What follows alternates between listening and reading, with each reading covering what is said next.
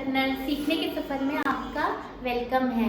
मैं आपकी पूजा मैम आपके व्हाइट बोर्ड के साथ आप सभी का वेलकम करती है। तो आज बात करते हैं हिंदी भाषा, जो कि हमारी मातृभाषा है। हिंदी जो आम बोलचाल की भाषा है, किसी भी हम स्टेट में चले जाए हिंदी भाषा सभी को आती है और सभी को हिंदी के से हम अपनी बातों को समझा सकते हैं, बता सकते हैं। लेकिन हिंदी ही हमारे लिए सरदर्द बन जाती है। कैसे? क्योंकि हिंदी व्याकरण जिसे इंग्लिश में हम ग्रामर कहते हैं, दोनों ही सूरतों में बच्चों के लिए सरदर्द। तो डोंट वरी, चिंता की कोई भी बात नहीं है। इस सरदर्द का इलाज आपकी पूजा मैम एक दवाई की तरह करेगी, एक पेन किलर की तरह करेगी। तो आज का हमारा टॉपिक है मुहावरे और लोकोक्तियाँ। तो मुहावरे और लोकोक्तियाँ क्या हैं, ये क्या होती हैं, इनका क्या अर्थ निकलता है, इन्हें कैसे पढ़ा जाता है, आज सारा ये डिटेल में पढ़ेंगे। लेकिन इसके लिए समझने के लिए आपको पूरी वीडियो देखनी होगी, बिना स्किप किए शुरू से एंड तक करना है। तो मेरे क्यूटीज, चलो स्टार्ट करते हैं। फर्स्ट ऑफ ऑल हमारा टॉपिक है मुहावरे भाषा का एक अलंकार है जो किसी भी भाषा को एक नेक्स्ट लेवल पे पहुंचाते हैं, एक विशेष अर्थ देते हैं। जैसे एक कोई सुंदरी का श्रृंगार, उसकी सुंदरता, उसके सौंदर्य साधन होते हैं। जैसे वो काजल लगाती है, लिपस्टिक लगाती है और अपने आप को और खूबसूरत दिखाने के लिए। ऐसे ही हमारी भाषा को और सुंदर दिखाने के लिए हम मुहावरे का प्रयोग करते हैं। मुहावरे जो आम बोलचाल की भाषा में इस्तेमाल किए जाते हैं और कहीं ना कहीं हम अपनी नॉर्मल बातों में भी इसका इस्तेमाल करते हैं। चलिए, तो जैसे एक मुहावरे का एग्जांपल देती हूँ, अंधे की लकड़ी। तो जो अंधे की लकड़ी होती है, एकमात्र सहारा। अंधे की लकड़ी का मतलब होता है एकमात्र सहारा। अब सिंपल वर्ड में है अंधे की लकड़ी, पर इसका देखो अर्थ क्या निकलता है, एकमात्र सहारा। कि बुढ़ापे में बच्चे अपने माँ बाप की लकड़ी होती है, अंधे की लकड़ी होते हैं। इसी तरह बुढ़ापे में जैसे जैसे बुढ़ापा आता है, वैसे वैसे बच्चे ही उनके लिए एकमात्र सहारा बन जाते हैं। इसीलिए अब देखो, एक सिंपल सी बात पे एक विशेष अर्थ हमने निकाला है। सेकंड, हम इसी का एक एग्जाम्पल पढ़ेंगे, अकल पर पत्थर पड़ जाना। अकल पर पत्थर पड़ जाना मतलब हमारी बुद्धि को बिल्कुल भ्रष्ट हो जाना, बिल्कुल हमारी बुद्धि खराब हो जाती है। कई बार हम ऐसी गलतियां कर देते हैं जो गलती हम कभी भी अपने सोच भी नहीं सकते, कि जो गलतियां हम कभी भी कर भी नहीं सकते। जैसे एक एग्जाम्पल बताती हूँ, वो अर्थ बाद में बताऊंगी। कि जैसे हम एग्ज़ाम जाते हैं, हमें पेपर अच्छा आता है, अच्छे से आता है, हम लेकिन बिना पढ़े जल्दबाजी में वो गलतियां कर देते हैं जो गलती हमारे लिए करना नामुमकिन थी कभी भी। तो ऐसे ही अकल पे पत्थर, रजत की अकल पर पत्थर तो पड़ गया, जो कि परीक्षा के दिन वो फिल्म देखने चला गया। कि जब रजत की अकल पर अच्छा मोटा पत्थर पड़ा, जो फिल्म एग्ज़ाम के दिन वो मूवी देखने चला गया। मूवी देख के जो भी उसने तैयारी की थी वो सारी की सारी वो भूल गया। तो इसी तरह एक अलग बात से एक विशेष अर्थ जब निकाला जाता है तो उसे हम मुहावरा कहते हैं। सेकंड टॉपिक है हमारा लोकोक्ति।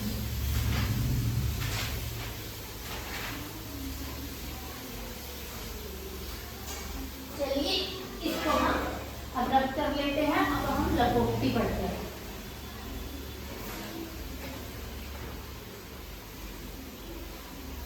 तो मेरे बच्चों, अगर कोई चीज़ समझ ना आए या कोई भी कुछ नहीं आए तो प्लीज़ कमेंट बॉक्स में बताना।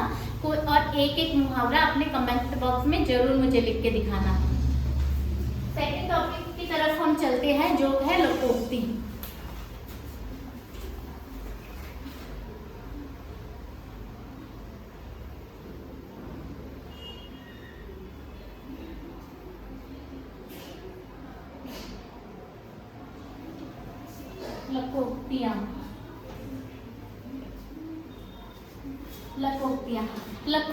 लोकोक्तियाँ शब्द लोक और उक्ति शब्द से मिलकर बना है। दोनों वर्ड्स का जॉइंट होता है। लोक का मतलब लोगों द्वारा और उक्ति मतलब मन का प्रभाव। समझ गए कि इसका मतलब कोई कहावत, सिंपल वर्ड में कहें तो कहावत। कहावत को लोकोक्ति बोला जाता है। ठीक है, जैसे कि हम कह देते हैं सॉरी कि हमने वो कहावत सुनी है तुमने, अपने दोस्त को बोलते हैं, अपने माँ बाप को बोलते हैं, अपने भाई छोटे भाई बहनों को बोलते हैं, वो कहावत सुनी है तुमने। तो इसका मतलब कि हम वो लोकोक्ति के बारे में ही बात करते हैं। जैसे आप भले तो सब जग भला, आप भले तो जग भला। तो इसका मतलब होता है कि आप जब अंदर से अच्छे हो, जब आप सब काम अच्छे लगते हो, तो आपको सारी दुनिया अच्छी लगने लगती है, सभी आपको अच्छे लगने लगते हैं। इसका मतलब है रामू इतना ईमानदार था और सरल था कि उसे सब अच्छे लगते थे। वो बेईमानी जो कोई करता था उसे भी वो अच्छा समझता था।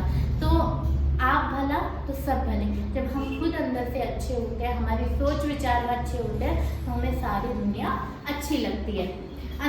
सेकंड है अंधों में काना राजा।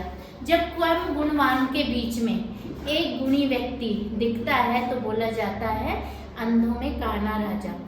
जैसे कि कम गुणी व्यक्ति दिखता है तो उसे बोला जाता है अंधों में काना राजा।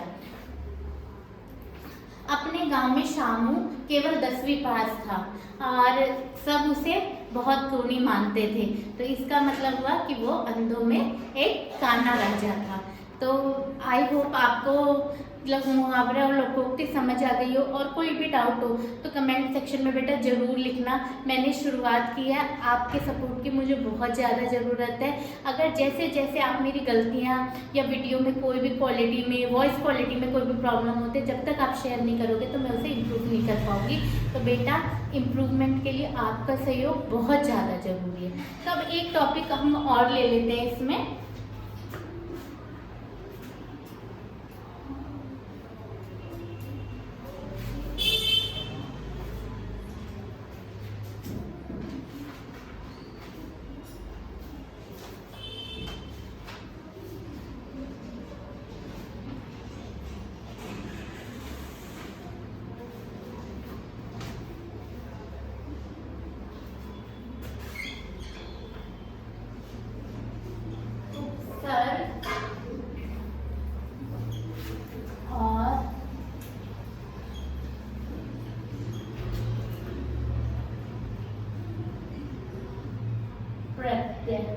उपसर्ग और प्रत्यय कि उपसर्ग और प्रत्यय क्या होते हैं, क्या होता है। तो बेटा बिना स्किप के इसे कंप्लीट देखना। उपसर्ग क्या होता है, सबसे पहले बात करेंगे उपसर्ग की। तो उपसर्ग जब जो शब्द किसी मूल शब्द के आरंभ में जुड़कर एक परिवर्तन लाता है। जब कोई शब्द एक आगे किसी शब्द के जुड़ जाता है और उस शब्द में एक परिवर्तन ला देता है, तो उसे कहते हैं उपसर्ग। जैसे कि बताती हूँ बेटा आपको, जैसे एक चीज़ होती है उपहार। हार का मतलब होता है जो गले में हम पहनते हैं हार, वो वाला हार होता है। उसके आगे अब आपने उप लगा दिया। उप का कोई मीनिंग तो नहीं है, कोई मतलब तो नहीं है, लेकिन हार के साथ जब उप जुड़ गया तो दोनों को मिलाकर बना उपहार। उपहार मतलब गिफ्ट करना, किसी को तोहफा देना जैसे होता है। तो इसने एक नया शब्द जोड़ दिया। एक बार आपको लिखकर समझा देती हूँ। उप का कोई मीनिंग नहीं, कोई अर्थ नहीं। प्लस में हार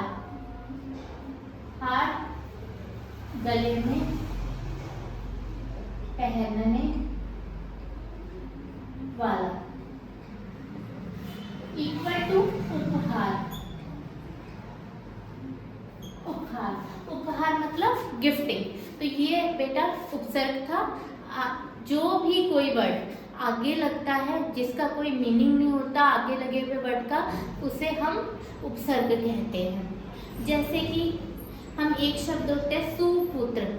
अब देखो पुत्र का मीनिंग होता है बेटा, सु का कोई मीनिंग नहीं होता, लेकिन दोनों आपस में जुड़ गए सुपुत्र, तो यानी कि एक बहुत अच्छा बेटा। सुपुत्र बहुत अच्छा बेटा।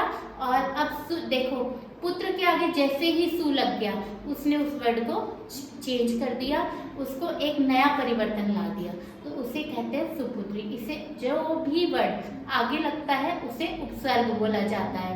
अब बात करते हैं प्रत्यय की।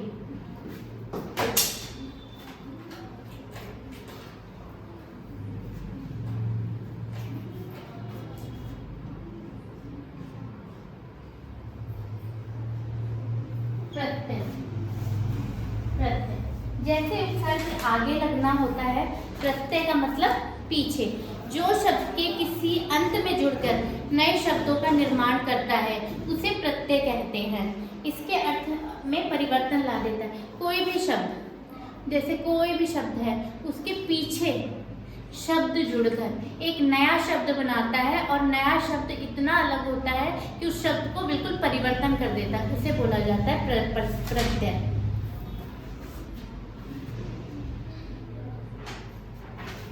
अब देखो, जैसे आई है, आई वर्ड से बना पढ़ाई, तो हुआ पढ़, जमा में आ की मात्रा बनी इस तरह आई, तो बना पढ़ाई।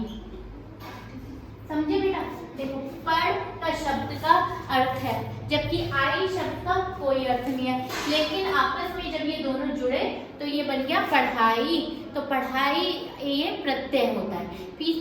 कोई भी शब्द के पीछे जब तक वो लगता है, वर्ड लगता है और उसमें परिवर्तन आ जाता है तो वो प्रत्यय कहलाता है।